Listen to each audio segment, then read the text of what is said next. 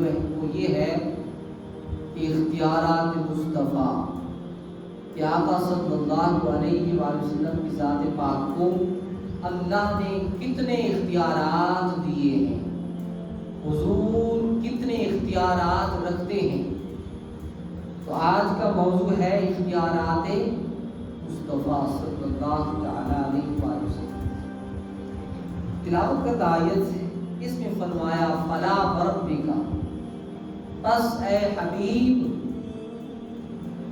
مجھے آپ کے رب ہونے کی قسم کہ میں تیرا رب ہوں۔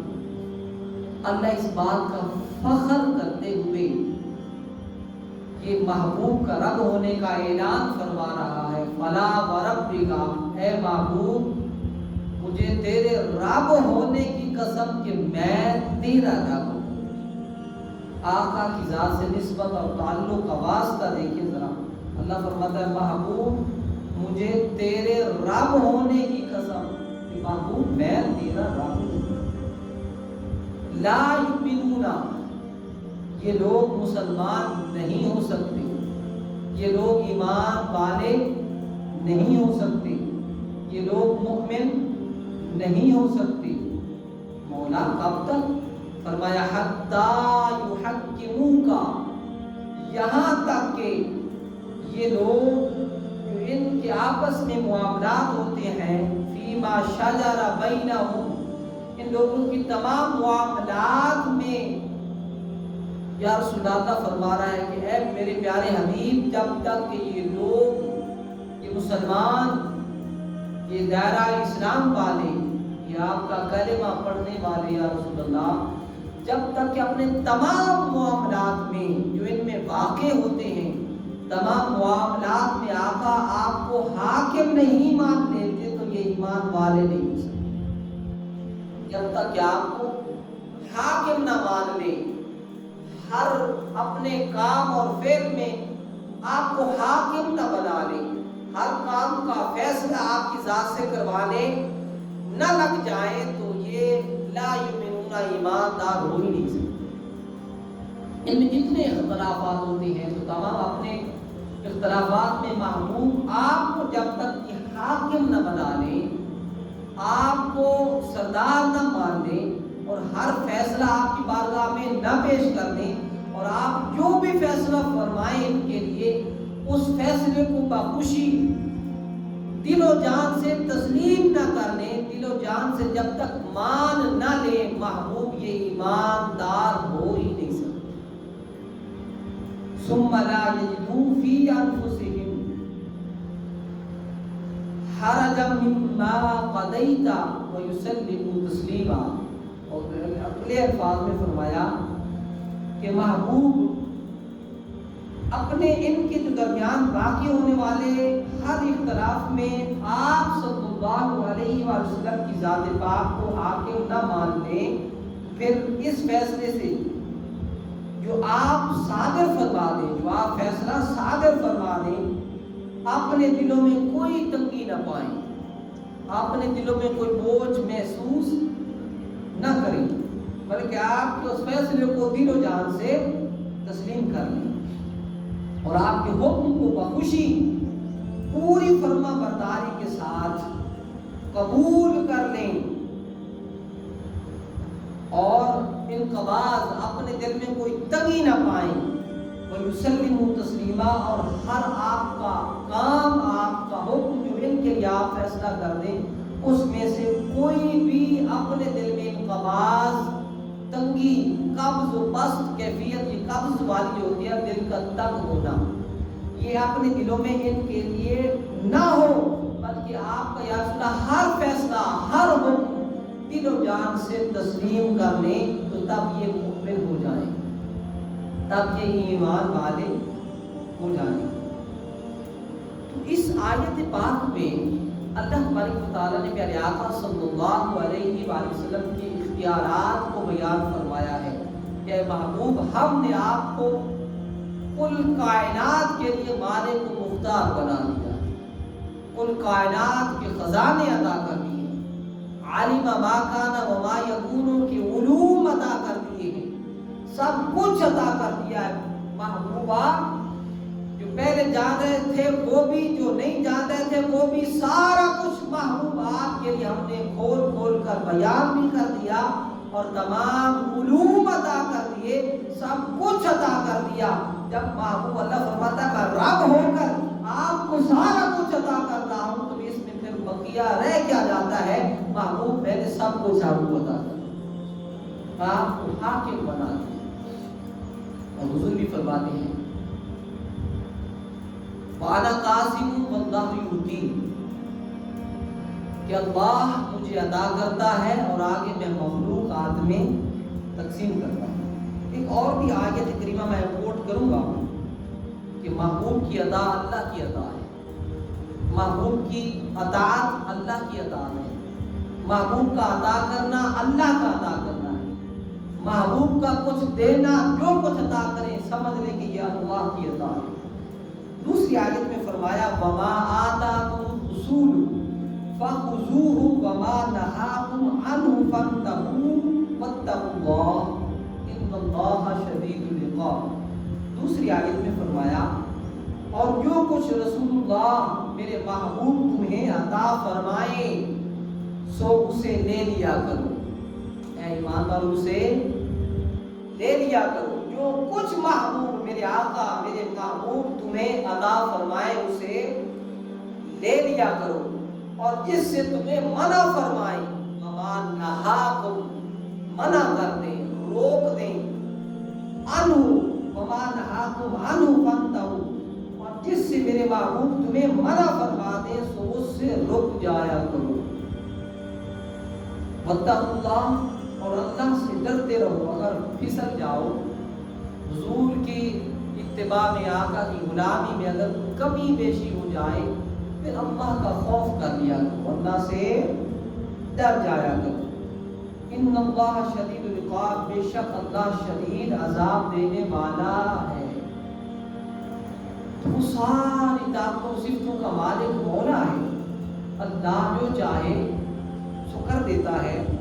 لیکن کسی نے کیا خوب کہا، با خدا خدا کا یہی ہے در، نہیں اور کوئی مفر مکر، جو یہاں سے ہو وہیں آ کے ہو، جو یہاں نہیں تو پھر وہاں نہیں۔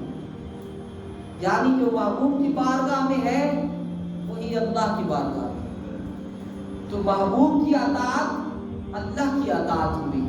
اللہ نے قرآن میں فرمایا مَن یُطِعِ الرَّسُولَ فَقَدْ أَطَاعَ اللَّهَ، کہ جس نے رسول اللہ صلی اللہ علیہ وآلہ وسلم کی اطاعت کی وہ سمجھ لے کہ میں نے اللہ کی اطاعت کی۔ آقا کی عطا اللہ کی عطا ہے، حضور کی صفا اللہ کی صفا ہے، آقا کا عطا کرنا اللہ کا عطا کرنا ہے، حضور کا حکم ماننا اللہ کے حکم ماننے کے زمرے میں ہے۔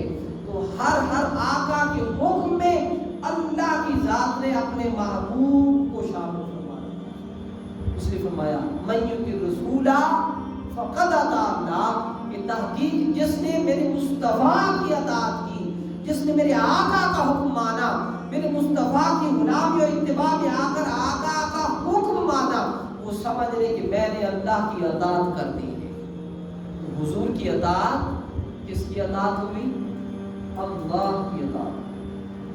تو لہٰذا ان آیات بینات میں اللہ تعالیٰ کی ذات پاک نے میرے آقا صلی اللہ علیہ وآلہ وسلم کی ذات پاک کو مختار کل بنایا ہے، آقا کو کلی اختیار عطا فرما دیا ہے۔ اب محبوب کی مرضی جو چاہیں کرتے رہیں، اللہ کی ذات اس کو شریعت بناتا جائے گا۔ کچھ لوگوں نے آقا سے پہلے قربانی کر دی، اللہ نے اعلان کر دیا کہ محبوب ان لوگوں نے جانور تو ذبح کیا ہے، ان کی قربانی نہیں ہوئی، کیونکہ آپ کے فعل سے، آپ کے کام سے، آپ کے حکم سے پہلے ان لوگوں نے کر دیا ہے، تو لہٰذا ان کی قربانی نہیں ہوئی۔ جب تک کہ محبوب آپ عمل نہیں کر لیتے تو کوئی اور آپ کے عمل سے اگر وہ پہلے کر دیتا ہے تو اس کے عمل کو اللہ قابل قبول نہیں کرتا، قابل قبول نہیں فرماتا۔ ان دو آیات میں اللہ تبارک و تعالیٰ نے حضور کا مختار کل ہونا بیان فرمایا ہے کہ آقا میرے آقا کی ذات کلی اختیار رکھتی ہے۔ تو اس آیت پاک کا شان نزول کیا ہے؟ کہ مدینہ پاک کے پہاڑوں سے پانی آتا تھا اور صحابہ اور باقی لوگ بھی انصار میں سے اپنے باغوں کو سراب کیا کرتے تھے، اپنے باغوں کو پانی دیتے تھے۔ تو ایک قبیلہ انصار میں سے ایک انصاری شخص تھا، اس کا حضرت زبیر رضی اللہ تعالیٰ عنہ کے صحابی ہیں سے پانی کے متعلق جھگڑا ہو گیا، پانی کے متعلق جھگڑا ہو گیا۔ وہ انصاری کہتا تھا کہ میری باری ہے، اور یہ کہتے تھے کہ میری باری ہے، اور یہ فیصلہ پیارے آقا صلی اللہ علیہ وسلم کی بارگاہ میں چلا گیا۔ دونوں شخص، وہ انصاری اور حضرت زبیر رضی اللہ تعالیٰ عنہ، پیارے آقا کی بارگاہ میں اس فیصلہ کروانے کے لیے چلے گئے۔ تو اتفاق سے آقا دو جہاں صلی اللہ علیہ وسلم نے جو فیصلہ فرمایا وہ حضرت زبیر رضی اللہ تعالیٰ عنہ کے حق میں ہوا۔ اور چونکہ پہلے کھیت بھی حضرت زبیر رضی اللہ تعالیٰ عنہ کے آتے تھے، تو آقا نے فرمایا ہے زبیر تو پہلے اپنے باغ کو سراب کر لیا کر، اپنے باغ کو، اپنے کھیتوں کو پہلے پانی دے لیا کر، پھر بعد میں اس انصاری کا حق ہے۔ اس بات پر وہ جو انصاری تھا قبیلہ انصار میں سے، اس بات کا اس کو فیصلہ منظور نہ ہوا۔ جب منظور نہ ہوا تو پھر اللہ تبارک، بلکہ اس کے منہ سے کچھ کلمات نکلے، اس انصاری شخص کے منہ سے کچھ کلمات نکلے۔ اس نے کہا، جب حضرت زبیر کے حق میں فیصلہ آقا نے فرما دیا، اس انصاری شخص نے کہا کہ یہ زبیر کیا آپ کا پھوپھی ذات بیٹا ہے، آپ کی پھوپھی کا بیٹا ہے؟ اس وقت یہ آیت پاک نازل ہوئی اور میرے آقا کے مبارک چہرے پر کچھ جلال کے اثرات بھی پیدا ہو گئے۔ آپ عالم روم میں آ گئے، حالت جلالت تھی، جلال میں پیارے آقا آ گئے۔ اس وقت اللہ تعالیٰ نے اس آیت کو نازل فرما دیا کہ اے محبوب، مجھے تیرے رب ہونے کی قسم کہ یہ لوگ ایمان والے ہو ہی نہیں سکتے کہ جب تک یہ اپنے تمام معاملات اور اختلافات میں محبوب آپ کی ذات کو حاکم نہیں مان لیتے، آپ کی ذات پاک کو حاکم تسلیم نہیں کر لیتے، ہر اپنے معاملات میں آپ کو حاکم نہیں بنا لیتے، تو اے محبوب یہ ایماندار ہو ہی نہیں سکتے۔ جب یہ معاملہ ہوا تو یہ آیت پاک اللہ تعالیٰ نے نازل فرما دی، لہٰذا اللہ کی ذات نے محبوب کو مختار کل بنا دیا۔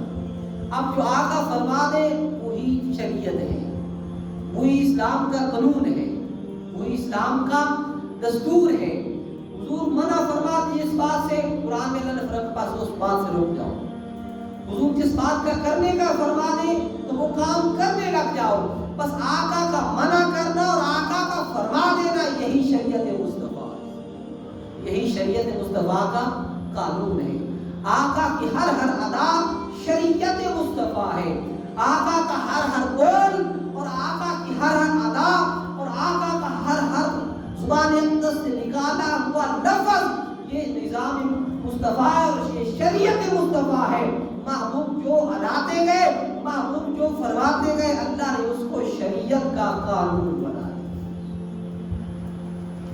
اور دوسری آیت جو میں نے تلاوت کی، وَمَا آتَاكُمُ الرَّسُولُ فَخُذُوهُ وَمَا نَهَاكُمْ عَنْهُ فَانتَهُوا وَاتَّقُوا اللَّهَ، کہ محبوب تمہیں جو کچھ عطا کرے وہ لے لیا کرو، اور جس بات سے حضور منع فرمائے اس بات سے رک جایا کرو۔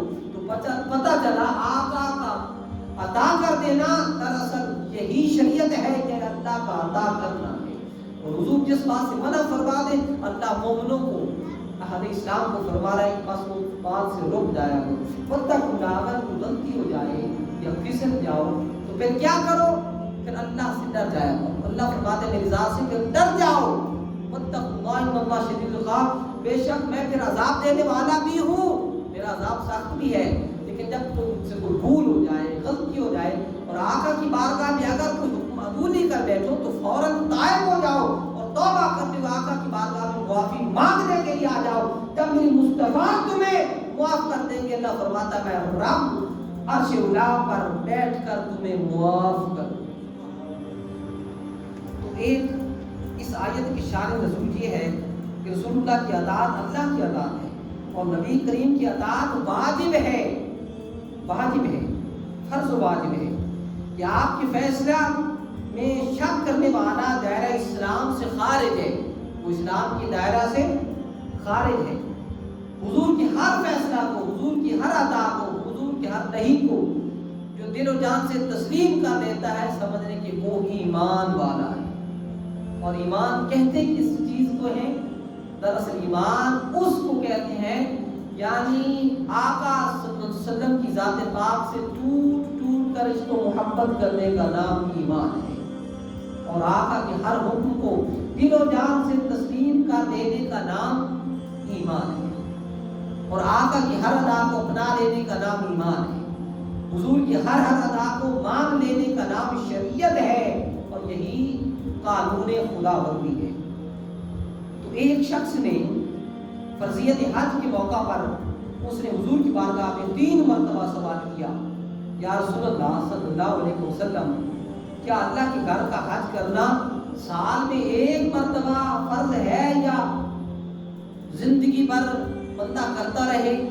تو اس نے دہرانا شروع کر دیا اس بات کو، 3 مرتبہ اس بات کو رپیٹ کیا، دہرایا۔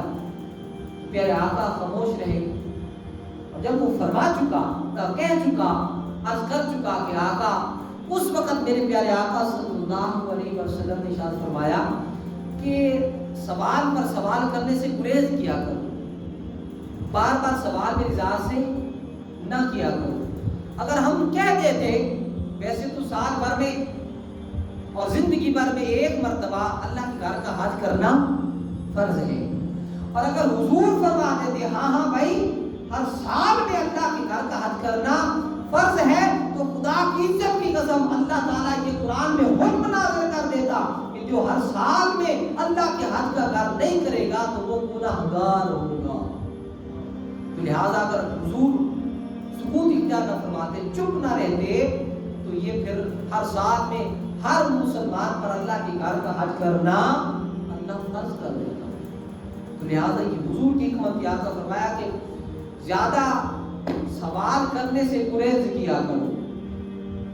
اور ایک شخص نے آقا صلی اللہ علیہ وسلم کی بارگاہ میں حاضر ہو کر اس نے کہا، یا رسول اللہ، میرا والد فوت ہو گیا تھا، تو آپ ارشاد فرمائیں کہ کیا وہ جنت میں ہے یا دوزخ میں ہے؟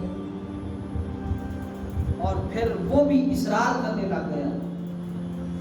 تو آقا صلی اللہ علیہ وسلم نے فرمایا، فقال له رسول اللہ انه فی النار، اے شخص اپنے والد کے بارے میں پوچھنے والے، تیرا والد جہنمی ہے۔ فقال له رسول اللہ صلی اللہ تعالی علیہ وسلم انه فی النار، جب اس شخص نے پوچھا میرے باپ کے مرنے کے بعد اس کا انجام کیا ہے، اس وقت پیارے آقا نے وہ ایسے اصرار پوچھ رہا تھا، اس کے ذہن میں دل میں جو بھی تھا اللہ اور اللہ کے مصطفیٰ جان رہے تھے، لیکن اس کے بار بار پوچھنے سے، اس کے اصرار کرنے پر میرے آقا نے فرمایا، فقال له رسول اللہ صلی اللہ علیہ وسلم انه فی النار، اے اپنے والد کے بارے میں پوچھنے والے، کیا وہ جنت میں ہے یا دوزخ میں ہے؟ حضور فرما رہے تھے انه فی النار، وہ دوزخی ہے، وہ دوزخ میں۔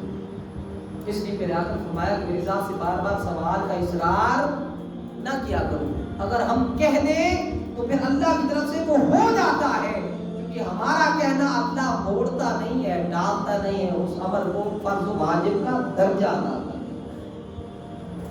اس لیے ایک صحابی ہیں حضرت ابو ہریرہ رضی اللہ تعالیٰ عنہ سے روایت ہے کہ اس کا فیصلہ حضرت ابو ہریرہ روایت کرتے امام الانبیاء آقا صلی اللہ علیہ وسلم کی خدمت اقدس میں حاضر ہوا، اور اس نے عرض کی، یا رسول اللہ، وہ صحابی تھی پیارے آقا کی، یا رسول اللہ میں ہلاک ہو گیا۔ میرے آقا نے پوچھا کس چیز نے تمہیں ہلاک کیا ہے؟ وہ عرض کرتا، یا رسول اللہ میں حالت روزہ میں، روزے کے ساتھ تھا، روزہ رکھا ہوا تھا، تو حالت روزہ میں میں نے اپنی بیوی سے مباشرت کر لی ہے، جمع کر لیا، تو میں ہلاک ہو گیا، میرے لیے کیا حکم ہے، کیا بنے گا؟ پیارے آقا صلی اللہ علیہ وسلم نے ارشاد فرمایا کہ تم ایک غلام کو آزاد کرو۔ تو صحابی نے کہا، یا رسول اللہ میں غلام آزاد کرنے کی طاقت نہیں رکھتا۔ پھر میرے آقا نے فرمایا 2 مہینے کے مسلسل روزے رکھو لگاتار، کوئی قضا ادا ہو، مس نہ ہو کوئی روزہ، تیرا کفارہ ادا ہو جائے گا۔ 2 مہینے کے مسلسل روزے رکھنا شروع کر دی۔ وہ صحابی آدمی یا رسول اللہ اس کی میں ہمت نہیں رکھتا، مجھ میں طاقت و ہمت نہیں ہے۔ تو آقا صلی اللہ علیہ وسلم نے فرمایا کہ پھر 60 مسکینوں کے کھانے کا اہتمام کر، 60 مسکینوں کا کھانا پکا کر ان کو کھلا دے تو تیرا کفارہ ادا ہو جائے گا۔ اس یا رسول اللہ اتنی طاقت مجھ میں ہوتی تو یہ میں کام نہ کرتا، میں اتنی طاقت و ہمت نہیں رکھتا 60 مسکینوں کو کھانا بھی نہیں کھلا سکتا۔ میرے آقا نے فرمایا اچھا پھر ہماری بارگاہ میں کچھ دیر کے لیے بیٹھ جا۔ تو بیٹھ گیا۔ کچھ دیر کے بعد کچھ کھجوریں کسی نے آقا کی بارگاہ میں پیش کر دی، اور حضور صلی اللہ علیہ وسلم نے فرمایا کہ وہ سائل کہاں ہے، وہ سوالی کہاں ہے جس کا وہ معاملہ تھا؟ وہ حاضر ہو گیا، عرض کر یا رسول اللہ میں نے عرض کیا تھا۔ میرے آقا نے فرمایا جاؤ یہ ٹوکری کھجوروں کی اٹھا کر مدینہ کے غریب لوگوں میں تقسیم کر دو، غریبوں میں، یتیموں میں، مسکینوں میں۔ اس صحابی عرض یا رسول اللہ مدینہ، پورے مدینہ میں مجھ سے بڑھ کر کوئی اور غریب ہی نہیں ہے، اب میں کیا کروں، میرے لیے کیا ہوں میں؟ پیارے آقا مسکرا پڑے، حضور نے تبسم فرمایا اور دندان مبارک سے خوب اپنا نور نکلا پیارے آقا کی مبارک دانتوں سے، مسکرا پڑے اور مسکرانے کے بعد فرمانے لگے اس صحابی سے اتموا اہلک، یا اپنے گھر والوں کو ہی کھلا دے تو تیرا کفارہ ادا ہو جائے۔ دیکھیں آقا کتنے کریم ہیں، رحمت للعالمین کی ذات کتنے سخی ہیں۔ فرمایا کہ جا ٹوکری اٹھا کر لے جا اور اپنے گھر والوں کو کھلا دے اور وہاں تیرا کفارہ ادا ہو جائے گا۔ حضرت خزیمہ یہ بھی حضور کی صحابی ہیں، ان کے بارے میں پیارے آقا نے فرمایا کہ جب کوئی لین دین کرنے لگو تو درمیان میں گواہ بنا لیا کرو درمیان میں۔ اور حضرت خزیمہ رضی اللہ تعالیٰ عنہ کے لیے میرے آقا نے فرمایا کہ اس خزیمہ کی گواہی 2 آدمیوں کے برابر ہوگی، اس کی گواہی 2 آدمیوں کے برابر ہوگی۔ تو کیا ہوا جب آقا نے حکم فرما دیا تو وہ ہو کر رہتا تھا، اس میں شک نہیں ہوتا تھا۔ حضور صلی اللہ علیہ وسلم نے ایک اعرابی سے گھوڑا خرید لیا، جب خرید و فروخت کر رہے تھے تو تیسرا کوئی شخص درمیان میں نہیں تھا، ایک آقا کی ذات تھی یا دوسرا وہ اعرابی تھا۔ تو پیارے آقا نے اس اعرابی سے گھوڑا خریدا اور گھوڑے کی رقم اسی وقت پیارے آقا نے ادا فرما دی اور فرمایا اس اعرابی کو یہ گھوڑا ہم کل آ کر لے جائیں گے۔ ٹھیک ہے، پیارے آقا چلے گئے۔ جب دوسرے روز آئے، دوسرے دن آئے تو وہ جو اعرابی تھا اسے ملے اور فرمایا کہ میرا گھوڑا ہمارے سپرد کرو۔ تو وہ اعرابی شخص اس بات سے مکر گیا، اس نے کہا کہ آپ کا کب گھوڑا ہے؟ پیارے آقا نے فرمایا بھائی کل تو میں نے رقم دی ہے اور گھوڑے کے مالک ہو گئے تھے تو تم نے بیچ لیا تھا، فروخت کر دیا تھا۔ تو وہ مکر گیا۔ اب جو مکر جائے اس کا علاج کیا ہے؟ لیکن کس کے سامنے مکر رہا ہے؟ پیارے آقا کی ذات کے سامنے۔ اب قربان جائیں، جب یہ بات چیت ہو رہی تھی تو اتفاق سے حضرت خزیمہ رضی اللہ تعالیٰ عنہ اسی محفل میں آ گئے اور گفتگو سنی۔ تو خزیمہ نے میرے آقا صلی اللہ علیہ وسلم کی طرف سے طرفداری کی اور گواہی دے دی اس اعرابی کو، ہاں پیارے آقا اگر فرما رہے ہیں نا یہ گھوڑا ہمارا ہے، میرا گھوڑا ہے، تو اعرابی گھوڑا میرے مصطفیٰ کا ہے، انہیں دے دو، کیونکہ یہ فرما رہے ہیں کہ کل ہم رقم ادا کر چکے تھے تو گھوڑا ہمارا ہے، کیونکہ ہم نے آقا کی زبان پاک سے کبھی جھوٹ نہیں سنا۔ تو جب پھر اس اعرابی نے حضور کو گھوڑا دے دیا، واپس چلے گئے۔ جب گھروں میں پہنچے تو آقا سے جب وہ ملے نا حضرت خزیمہ، تو آقا نے پوچھا خزیمہ جب ہم نے گھوڑا خریدا تھا، رقم ادا کی تھی تو اس وقت تم نہیں تھے، تو یہ گواہی کیسے دے دی؟ تو خزیمہ کے الفاظ سونے کے پانی سے لکھنے کے قابل ہیں۔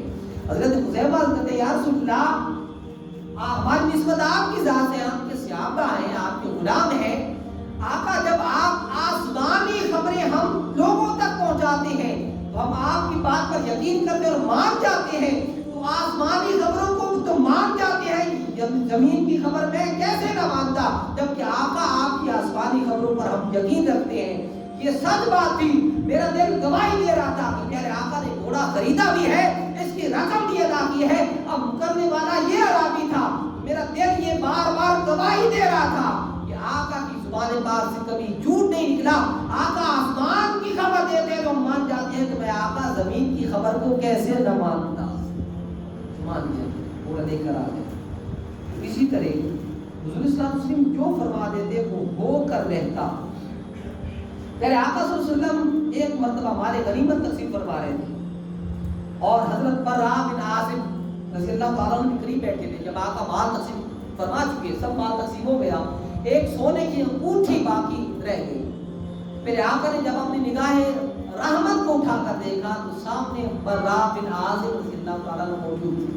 پھر آقا نے قریب بلا کر فرمایا, اے برا یہ انگوٹھی سونے کی تم لے جاؤ, تمہیں اللہ اور اللہ کے رسول عطا کر دیں گے.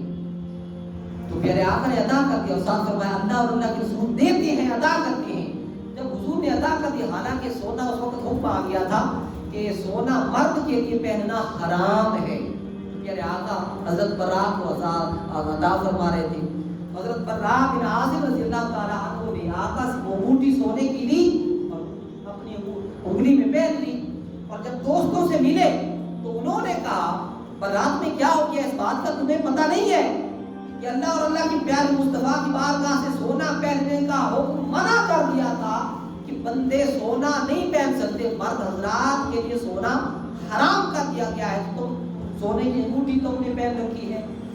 وہ عرض کرتے ہیں ہاں وجہ یہ ہے میرے سونے کی انگوٹھی پہننے کی کہ آقا مال غنیمت تقسیم فرما رہے تھے, سب مال تقسیم ہو چکا تھا, ایک انگوٹھی رہ گئی تھی یہی, اور میں قریب بیٹھا تھا. پیارے آقا نے اپنی نگاہ رحمت اٹھا کر دیکھا تو میں سامنے تھا. تو یہ انگوٹھی پیارے آقا نے مجھے عطا کی ہے. اور فرما رہے تھے اے برا بن عازب تمہیں یہ سونے کی انگوٹھی اللہ اور اللہ کے مصطفیٰ عطا کرتے ہیں, تو آقا نے عطا کی ہے تو میں نے پہن لی ہے. وہ سب خاموش ہو گئے. اگر آقا عطا کر دے تو آقا کی عطا کرنا ہی شریعت مصطفیٰ بن جاتا ہے. تو اس لیے وہ انگوٹھی پہن لی. تو اس لیے قرآن میں اللہ نے فرمایا فَانْكِحُوا مَا طَابَ لَكُم مِّنَ النِّسَاءِ مَثْنَىٰ وَثُلَاثَ وَرُبَاعَ, کہ تم عورتوں سے شادیاں کرو, 2 سے, 3 سے اور 4 سے. اپنی من پسند کی شادیاں کرو جو تمہیں پسند آتی ہیں. لیکن یہ حکم قرآنی آ گیا تھا کہ 1 سے لے کر 4 تک مسلمان شادیاں کر سکتا ہے, لیکن حقوق برابر برابر دینا پڑیں گے. جو ایک کو دیتا ہے جس تھان سے اس کا کپڑا لیتا ہے دوسری عورت کا بھی اسے تھان سے لینا پڑے گا. اگر اس کو 1000 روپیہ دے رہا ہے تو دوسری کو بھی 1000, تیسری کو بھی, چوتھی کو بھی. اگر 4 نکاح کرنا چاہتا ہے تو قرآن اجازت دے رہا ہے, لیکن یہ قرآنی حکم تھا. اور پیارے آقا نے جب علی و فاطمہ کا عقد کر دیا تھا اور علی و فاطمہ کا نکاح کر دیا تھا تو آقا کی ذات نے علی مرتضیٰ کو منع فرما دیا تھا, علی جب تک میری لاڈلی بیٹی مخدومہ کائنات حضرت فاطمہ راقیہ زاہدہ عابدہ کاملہ فاطمہ الزہرا رضی اللہ تعالی عنہا آپ کے علی نکاح میں ہے تو تم میری دوسری شادی نہیں کر سکتے. مصطفیٰ تمہیں دوسری شادی کرنے کی اجازت نہیں دیتا. قرآن نے اللہ فرما دیا تھا کہ کر سکتے ہو, 1 سے لے کر 2, 3 اور 4 تک اجازت ہے. لیکن مصطفیٰ علی مرتضیٰ کو فرما رہے علی میری بیٹی کی موجودگی میں فاطمہ الزہرا کے ہونے کے باوجود تم میری کسی دوسری عورت سے شادی نہیں کر سکتے. ارے یہی قانون مصطفیٰ تھا, یہی شریعت مصطفیٰ تھی. اس لیے جب حضرت فاطمہ الزہرا علی مرتضیٰ کے عقد میں رہی ہے, علی مرتضیٰ نے کسی عورت سے نکاح نہیں کیا. یہ بعد میں جب وصال فرما گئی تو ام البنین سے نکاح ہوا جس سے پھر اور صاحبزادے ہوئے. تو اس لیے آقا کی عطا اللہ کی عطا ہے, مصطفیٰ کی سخا اللہ کی سخا ہے. اللہ کا عطا کرنا, مصطفیٰ کا عطا کرنا اللہ کا عطا کرنا ہے. قرآن میں اللہ فرماتا ہے من یطیع الرسول فقد اطاع اللہ, کہ جس نے رسول اللہ کی اطاعت کی وہ سمجھ لے کہ میں نے خود خدا کی اطاعت کر دی ہے. اللہ تعالیٰ ہم سب کو عمل کرنے کی توفیق عطا فرمائے اور پھر آقا صلی اللہ علیہ وسلم کی اسوہ حسنہ پر اور آقا کی سیرت اور صورت پر ہم سب کو عمل کرنے کی اللہ توفیق عطا فرمائے, قرآن و سنت کا نور عطا فرمائے. اور جو ہمارے آباء و اجداد آخرت میں جا کے اللہ تعالیٰ تمام کی بے حساب بخشش اور مغفرت فرمائے. آمین.